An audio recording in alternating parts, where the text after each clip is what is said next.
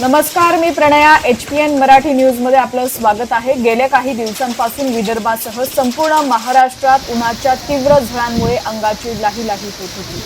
पण आता अखेर महाराष्ट्रातील जनतेसाठी एक अत्यंत दिलासादायक आणि आनंदाची बातमी समोर आली. नैऋत्य मोसमी वारे म्हणजेच आपला हक्काचा मान्सून अखेर केरळमध्ये दाखल झालाय. यामुळे महाराष्ट्रातही मान्सूनसाठी पोषक वातावरण तयार झालेलं असून राज्याच्या अनेक भागात मान्सून पूर्व सरी कोसळू लागलेल्या आहेत.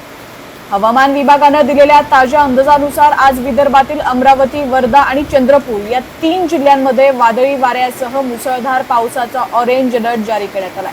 नागरिकांना सतर्क राहण्याचे आवाहन करण्यात आलेले आहे. पश्चिम महाराष्ट्र आणि कोकण किनारपट्टीच्या भागातही पावसाचा जोर वाढणार आहे. सिंधुदुर्ग जिल्हा तसंच पुणे, सातारा आणि कोल्हापूरच्या घाटमाथ्यावर जोरदार पावसाची शक्यता असल्यानं इथं येलो अलर्ट देण्यात आलेला आहे. राज्यातील तब्बल 24हून अधिक जिल्ह्यांमध्ये आज वादळी वाऱ्यासह पावसाची शक्यता आहे. यामध्ये रायगड, रत्नागिरी, जळगाव, नाशिक, अहिल्यानगर, पुणे, सातारा, कोल्हापूर, सांगली, सोलापूर, छत्रपती संभाजीनगर, जालना, बीड, धाराशिव, लातूर, बुलढाणा, अकोला, वाशिम, नागपूर, भंडारा, गोंदिया, यवतमाळ आणि गडचिरोली या जिल्ह्यांचा समावेश आहे. यंदा मान्सूनचं केरळमधील आगमन नेहमीपेक्षा 3 दिवस उशिरानं झालं असलं तरी यामुळे पावसाच्या हंगामाला अधिकृत सुरुवात झालेली आहे. यापूर्वी कमी पावसाचा अंदाज वर्तवला गेल्यामुळे आपला बळीराजा चिंतेत होता. मात्र आता मान्सून सक्रिय झाल्यानं आणि मान्सून पूर्व पावसानं हजेरी लावल्यामुळे शेतकऱ्यांमधील चिंतेचे ढग बऱ्याच अंशी दूर झालेले आहेत.